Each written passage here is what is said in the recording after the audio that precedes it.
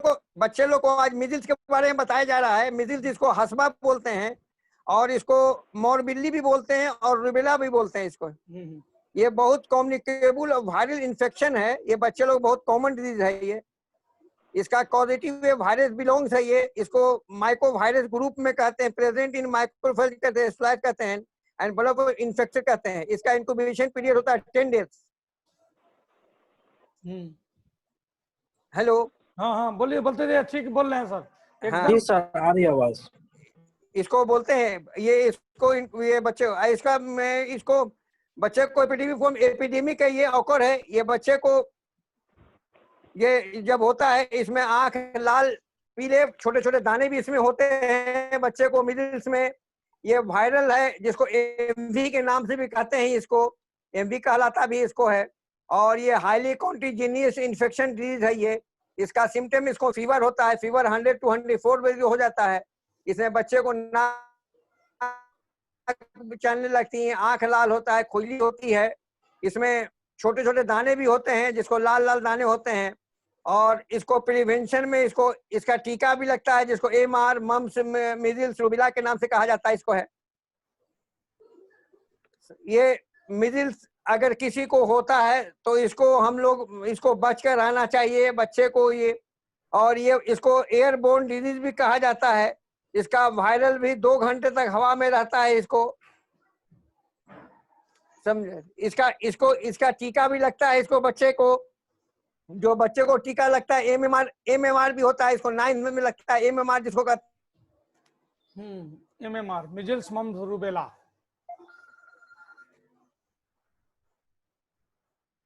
हाँ बोलिए sir. Sir बोलिए। होता है दाना दाना भी होता है बच्चे को, लाल लाल दाने होते हैं और इसमें खारिश होती है, नोचनी होती है, आंख से पानी भी चलता है। ये बाकी नजीब बाबू आप बताइए अब। अच्छा ठीक।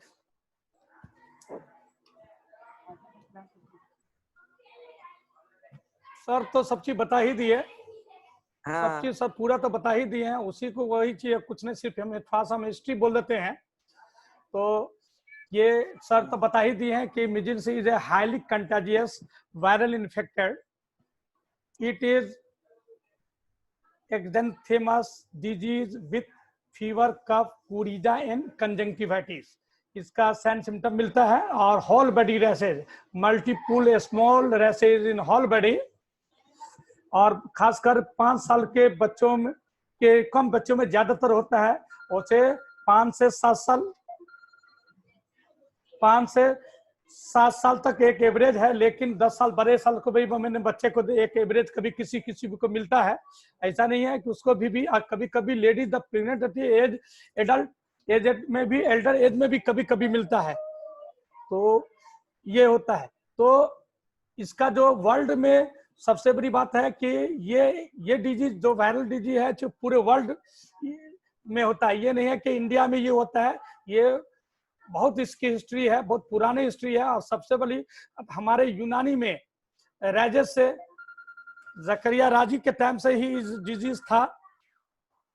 जकरिया राजी के टाइम से ही एक हाँ ये जो डिजीज था, हिस्ट्री जो डिजीज था, हमारे जो फिजिशियन, जो पर्शियन फिजिशियन थे जकरिया राजी 860 से लेकर 893 यानी ईसा पूर्व पहले, उस टाइम में ये डिजीज उस टाइम से है, आज से नहीं है, बहुत पहले से है। और किताब भी है, स्मॉल पॉक्स एंड मिजिल्स की बुक एक है। तो उसमें टेक्स्ट बुक में उसमें भी इसका जिक्र है कि उस जमाना से जकरिया राजी की वजह से और राजेज जो है उस हिसाब से उस जमाना से है। यानी अरबियन समाज जमाना में जो पर्शियन जो फिजिशियन हमारे थे उस जमाने से ही से, आज से नहीं है। एक वबा के तौर पर पहले फैलती थी और आज भी फैल रही है। तो पहले जो एक हो जाता था एक एरिया में, तो उसके 20 से 30% डेथ कर जाते थे। लेकिन अब ऐसा नहीं है, अब बहुत कम ही डेथ होते हैं। पहले बहुत ज्यादा डेथ था, लेकिन उसकी डेथ की मोर्टिलिटी अब बहुत कम हो गई है, क्योंकि आप लोग कंसस हो गए हैं, हाइजेनिक मेंटेन कर रहे हैं इसी के लिए। तो ये चीज है। और ये जो पहले उसके बाद भी एक शहर है कुबा, वहां भी वबाई के तौर से फैला था।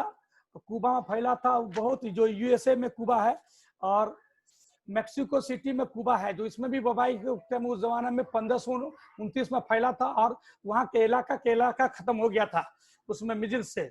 और उसके बाद इसी तरह मेक्सिको के बाद सेंट्रल अमेरिका और इन सब सिविलाइजेशन है उस एरिया में भी महामारी के तौर पर फैला था उस जमाने में, जो इलाका पूरे इलाका खत्म हो गया था।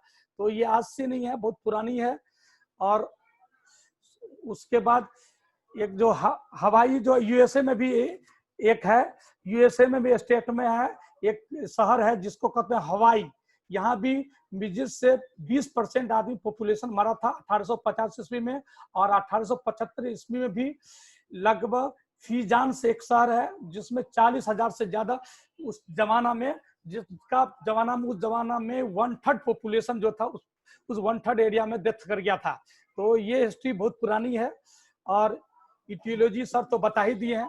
तो मिक्सो वायरस पैरामिक्सो वायरस की वजह से होता है, लेकिन मिजिल्स वायरस जो मिक्सो वायरस, और जो ये जो होता है ये आरएनए सिंगल स्ट्रैंडेड का बना होता है और उसकी डायमीटर 100 से 250 नैनोमीटर होता है। उसका एकदम छोटा, इतना छोटा है जो माइक्रोस्कोप के अंदर देख सकते हैं, वायरस खुली आंख से नहीं देख सकते हैं। ठीक है, उसकी वो जो फैमिली जो पैरामिक्सो वायरस है वो जी है मोरबिली वायरस के जीन से, उसी फैमिली से बिलोंग करती है। और मिजिल्स वायरस का बाद में भी, उससे पहले था लेकिन उसको नाम दिया बाद में भी, ये जो खोज हुई थी 1554 ईस्वी में Noel Loretti Johnson F Inder and Thomas मिलकर पीबल्स, ये सब मिलकर ने इस वायरस की खोज की थी। उससे पहले भी हुई थी लेकिन उस हिसाब से सही ढंग से उसका नाम था, एक वबा के तौर पर था। और उन्होंने ये सब क्या कि ये जो है वायरस इसमें है सिंगल आरएनए वायरस होता है, और इसके एंटीजन इसमें मोनोटिपिकल वायरस एंटीजन पाया जाता है। और measles virus is killed by the ultraviolet light and heat. और ये वायरस जो है अल्ट्रावायलेट लाइट और हीट में यानी डेड हो जाता है, क्योंकि ये प्रोटीन ग्लाइकोप्रोटीन का बना रहता है और ये बना रहता है, इसलिए हीट से ये खत्म हो जाता है। और सर्दी मौसम जो है, मौसम गर्मा के बाद सरमा जो होता है उसमें अक्सर शुरुआती में उस टाइम में ज्यादा होता है, या बरसात के मौसम में ज्यादा ये फैलता है। और ये जो वायरस का है दो इसके इसका जो है इसमें 2 इन्वेलप है, मैंने अभी जो बताया कि ये ग्लाइकोप्रोटीन का बना रहता है। इसमें जो पहला इन्वेलप का है हीमोग्लूटिन एंड मेम्ब्रेन फ्यूजन जो प्रोटीन होता है, और इसके जो अंदर के जो प्रोटीन का बैंडिंग है, हॉट सेल के बैंडिंग एंड इवर्जन, यानी खुद हीट के कारण प्रोटीन जो है बैंडिंग करता है और उसका दूसरे का आक्रमण करता है, वो प्रोटीन टूटता है तो आक्रमण करता है। तो ये बहुत खतरनाक है, वबाइक तौर पर फैलती है। और अभी तो और ये जो पेशेंट जैसे रिकरेंट ये नहीं होता, अक्सर इसमें रिकरेंट जिस आदमी का एक बार हो गया दोबारा जल्दी नहीं होता, उसके पीछे क्या है उनके अगेंस्ट एंटीबॉडी खुद बना लेता है, इसलिए जल्दी जिस एरिया में एक बार होता है वो एरिया में जल्दी नहीं होता है। इसलिए एक कहा गया कि जिस एरिया में एक हो गया, जिस घर में हो गया जल्दी नहीं होगा, लेकिन ऐसा नहीं है, होता है तो उसी टाइम में हो जाता है। लेकिन रिकरेंट कभी कभी किसी को मिलता है, फैलता है दूसरे से, कैरियर होने की वजह से दूसरे इलाका से आ जाता है। अभी भी बताया कि मैंने late winter and early spring मौसम में ये फैलता है ज्यादा। और सर तो ये इंक्यूबेशन पीरियड बता ही दिए हैं सर। ये हाँ ये बता दीजिएगा, ये सीजनल इंसिडेंट्स है, मोस्ट कॉमन है ड्यूरिंग द स्प्रिंग सीजन में होता है ये। वही ये सोर्सेज ऑफ इन्फेक्शन इसका virus present at nasopharyngeal secretion of the patient, there are no carries, mode of कैसे होता है, ये ड्रॉपलेट इन्फेक्शन है और थ्रो इनफॉर्मिटीज है। इंसिडेंस ऑफ इन्फेक्शन कैसे होता है, although all persons are susceptible, it is more prevalent in children affecting both sexes. Clinical feature क्या इसका है, the duration of illness can be divided into 2 stage, वही prodromal stage and dermal therapeutic stage. The prodromal period less than 2 to 5 days, during which there is this sudden onset of fever with cattle symptoms. कहता है नाक चलना, नाक से पानी बहना, आंख लाल होना, ये सब इसका इन्फेक्शन है. Diagnostic lesion during this period are the Koplik spots. Koplik spot का मतलब क्या होता है? Koplik spot which appear of buccal mucous membranes. Mucous membranes कहता है जो नाक बहना ये सब कहना के बारे में, with is a spot surrounded by the reddish, जो लाल लाल दाना के तरह पूरे बदन में नोचता है, लाल लाल दाना होता है, उसके बारे में ये होता है. The erected stage being 4th 5th day when the mucopolar or molybdenum discus rush happen at effect.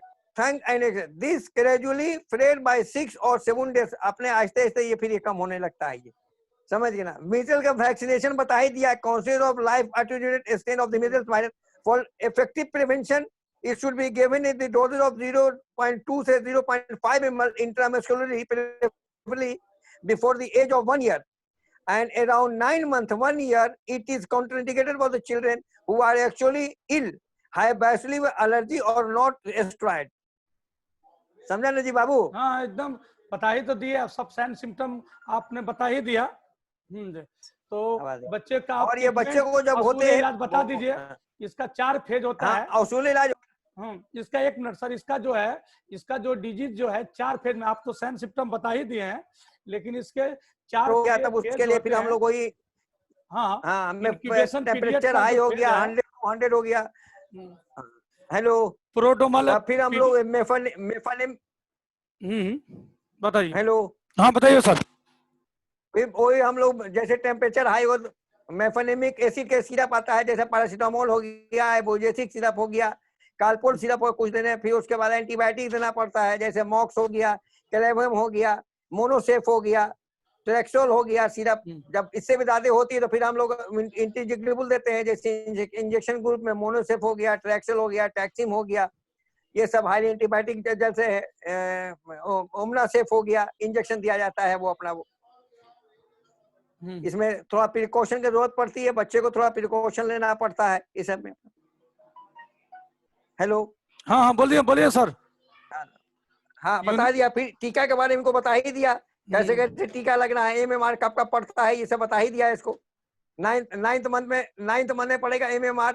फिर 9 मंथ के बाद 15 मंथ में पड़ता है एमएमआर 2 वैक्सीनेशन पड़ता है, एमएमआर 1 एमएमआर 2 दोनों, जिसको मम्स मेमोरियल और रूबेला तीनों का इंजेक्शन पड़ता है. वो वैक्सीनेशन वो अपना वो वैक्सीन होता है वो अपना वो इसके लिए. हेलो हाँ हाँ बोलिए सर.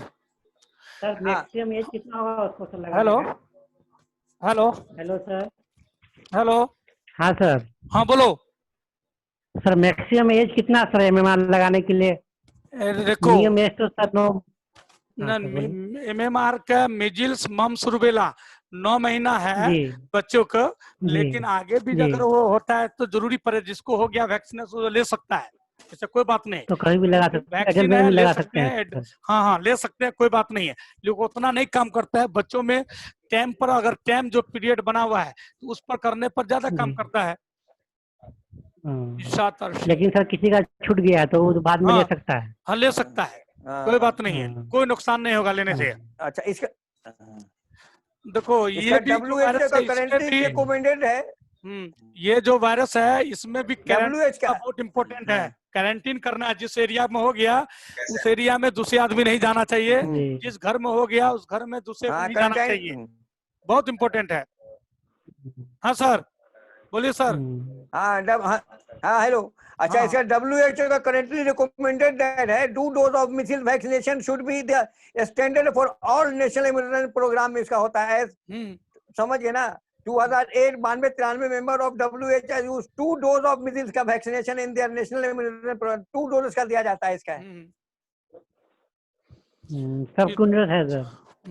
नहीं इसमें जो सिम्टोमेटिक ट्रीटमेंट है, वायरल मेडिसिन तक भी चलती है दवाएं. अगर एंटीबायोटिक के बाद जो सीवियर स्टेज में है तो, और दूसरी जो है मैकुल से पस्तुल जो स्टेज कभी कभी इसमें भी आ जाता है, तो उसमें सेकेंडरी में एंटीबायोटिक की जरूरी हो जाती है. और देना भी चाहिए। और उसके बाद क्या है कि उसमें common Streptococcus pneumonia, Haemophilus influenza, ये सब कॉमन बैक्टीरिया हाँ इन्वॉल्व हो जाता है। तो सिप्टीसेमिया भी हो जाता है बहुत से कोई हाँ, समय। जब सेप्टिसेमिया हो सिप्टीसेमिया जाता भी हो है जाता है। तो डेथ मोर्बिडिटी इसी में पहले हो जाती थी, डेथ हो जाता था। हाँ इसमें भी यहाँ तक के हाँ आंख ब्लाइंडनेस तक हो जाता है। आंख में वो होता है बक्कल हाँ कैविटी जो होता है, हाँ उसके अंदर होता है, मुंह में होता है, आंख की भाव ज्वाइन करता है, बक्कल कैविटी है। अभी फोटो में हम तुम लोग को थोड़ा सा दिखा दिए, सर बना रहे थे तो हम हल्का सा फोटो दिखा दिए थे। तो हाँ देखो ये बता देते हैं थोड़ा सा, ये ये ये फोटो जो है सर अभी तो देखे ही थे मिजिल्स में। ये देखो मिजिल्स इसी तरह होता है बच्चों में, देखो पूरे बॉडी में हेल्थ, छोटा छोटा स्मॉल पॉक्स। थोड़ा चिकन पॉक्स से डिफर है, चिकन में उतना ज्यादा नहीं होता, बड़ा बड़ा होता है। जहाँ स्मॉल पॉक्स, ये चिकन पॉक्स, स्मॉल पॉक्स तो इरेडिकेट हो गया है। तो बॉक्स हाँ में सेम देखो था जी। ये देखो जहाँ दांत के अंदर मुंह के, ये देखो गल्फर में है, कप्लिक स्पॉट इसको कहते हैं, कैप कोपलिक स्पॉट कहते हैं, मिजिल्स में अक्सर होता है। और कोपलिक स्पॉट देखो टंग के साइड में होगा, इसमें है। ये चीज एक एग्जाम में कभी कभी पूछता है, व्हाट इज द कोपलिक स्पॉट्स, ये पूछता है। और सर तो बता ही दिए सब चीज, और मैनेजमेंट है इसका, इसका सबको बता ही दिया है किससे क्या रिलेटेड है, कोरिलेटेड कर, जैसे रूबेला से, इन्फेक्शन से, स्कारलेट फीवर, ये सबसे यानी डिफरेंशियल डायग्नोसिस है। चिकन पॉक्स, स्मॉल पॉक्स नहीं है, ये नहीं कहता तुम लोग को स्मॉल पॉक्स, स्मॉल इरेडिकेट हो चुका है, इसलिए वो लेकिन सर ट्रीटमेंट तो दोनों का सेम है ना सर? हाँ टिमटम तो सब ट्रीटमेंट भी सेम है, सिम्टम भी सेम मिलता था। उसमें बड़ा रहता ब्लिस्टर, जी इसमें जी छोटा। जी जी, बड़ा चिकन रहता है पॉक्स जी। में बहुत चिकन ब्लिस्टर पॉक्स बड़ा में बड़ा बड़ा रहता है, रहता है बहुत खतरनाक होता है, जी। बहुत लहर जरा है। मिजिल्स में उतना जितना लहर कम इसमें होती है, बहुत तो छोटा ज्यादा छोटा दस लाल लाल टाइप छोटे छोटे का दाने होते हैं हाँ। ये। तो विटामिन ए तक पड़ता है, समझे। विटामिन ए है, विटामिन सी का इम्पोर्टेंट है, विटामिन ए दिया जाता है। आंख में भी अक्सर किसी को हो जाता है तो ड्रॉप देना चाहिए। और कान में भी पस, उसमें सेकेंडरी इन्फ्लेमेशन चालू हो हाँ। जाता है, ब्रोंको अच्छा निमोनिया इसका अपने इस हाँ सम कॉम्प्लिकेशन में। इसलिए किसी को बाहर नहीं जाना चाहिए, सिम्टोमेटिक ट्रीटमेंट देना चाहिए। लेकिन गैर कौम सब इसका ट्रीटमेंट नहीं करते हैं, सिर्फ कहते हैं कि नारियल इसका पत्ता डाल लो, नीम का पत्ता डाल दो, पूजा पाठ कराओ। इसी में लोग पहले मर जाते थे, यही पूजा पाठ में आज भी मरते हैं गैर कौम में ज्यादा मुसलमान से। इसलिए इसका इलाज कराना चाहिए और सिम्टोमेटिक ट्रीटमेंट देना चाहिए, समझे। उसमें के बाद भी उसके बाद प्रिवेंशन के लिए फिर से वैक्सीनेशन कर देना चाहिए। MMR mumps rubella MMR virus है, ये लीव एटीट्यूड वायरस होता है। MMR जो होता है लीव एटीट्यूड वायरस होता है, ये देना चाहिए इम्यूनाइजेशन। सब चीज बता ही दिए। इसका एप्लीकेशन भी कर सकते हैं कार्बोलाइज ग्लिसरीन मिला के, और वैसलीन से इसका बॉडी पर एप्लीकेशन भी कर सकते हैं, दाने होने के लिए जो होता है वो, उसके लिए भी एप्लीकेबल इसका कार्बोलाइज ग्लिसरीन और वैसलीन, कोई किसी भी चीज को बदले में इसको यूज कर सकते हैं दाने उन्हें कम करने के लिए। जो हीटनेस उसको लगाना पड़ता है उसको। हाँ, बॉडी में या जो लैक्टोकालामाइन हो गया, हाँ, बॉडी में जो हीट है उसको, हीट को खत्म करने के लिए, खत्म करने के लिए। कुछ क्वेश्चन अभी टाइम है, क्वेश्चन पूछना है पूछो, समझे। पूछो, तो पूछना है पूछो, क्योंकि लंबा था, इसको सर पढ़ा दिए हैं क्रीम में शॉर्ट क्या क्या में। यूज होगा इसमें सर? क्या हुआ सर? क्रीम में क्या क्या यूज कर सकते हैं उसमें सर? क्या चीज? क्रीम में कोई ज्यादा इसका नहीं होगा, को खत्म करने के लिए। अच्छा ठीक है, तो बताइए सर। लैक्टोकालामाइन है, काला लैक्टोकालामाइन है, काला डी लोशन है, या काले प्योर लोशन है। हाँ, कोई भी चीज आप इस्तेमाल, सूथिंग है, वो सब जो बेचैनी कम करने के लिए, दाग कम करने के लिए, ये सब मिटाने के लिए होता है। ये सब है, कोई भी चीज लोकल आप यूज कर सकते हैं जो अपना होता है वो। जो कालामाइन लोशन हो गया आपका, लैक्टा कालामाइन लोशन हो गया आपका, या कैलोपेर लोशन हो गया, या बहुत से लोशन आते हैं जो सूथिंग लोशन होते हैं, बेचैनी कम करने को, लाल लाल दाना कम करने के लिए होते हैं। इसमें प्रिकॉशन बहुत जरूरी चीज है वो अपना। इसमें भी वही टेम्परेचर जब हाई हो जाता है, बहुत सीवियर इन्फेक्शन हो जाता है, जैसे बुखार हो गया, निमोनिया हो गया, तब उस वक्त में हाईली एंटीबायोटिक जरूरत पड़ती है। बहुत तो ऐसा डेंजर होता है, सेप्टिसेमिया तक हो जाता है बच्चे को, जिसमें बच्चे बहुत से डेथ भी कर जाते हैं। इसलिए प्रिकॉशन बहुत जरूरी चीज होता है। इसको एकदम क्वारंटाइन कर देना है। इसको क्वारंटाइन करने के लिए 3 डेज तक फॉर क्वारंटाइन के लिए कर दे सकता है, for contact in 80 days incubation period बता ही दिया, 10 से 11 डेज इंक्यूबेशन पीरियड इसका होता है। वो इसको मेजिल्स रोबेली जो कहते हैं, रोबेला कहते हैं, सब कहते हैं इसको, मॉर्बिली भी कहते हैं इसको, मेजिल्स को। और कोई पूछना है? हेलो, पूछना तो बोलो, नहीं खत्म करेंगे आज। हाँ हाँ कैलाश साहब, टीका को लगाते हैं ना आप? हाँ सर जी, सब इम्यूनेशन जी तो सर करते होंगे, मेजर सब का कुछ लगाते हैं टीका जी। तो सब तो मालूम है ही है आपको, तो फिर आगे मालूम सब है ही है आपको। हेलो।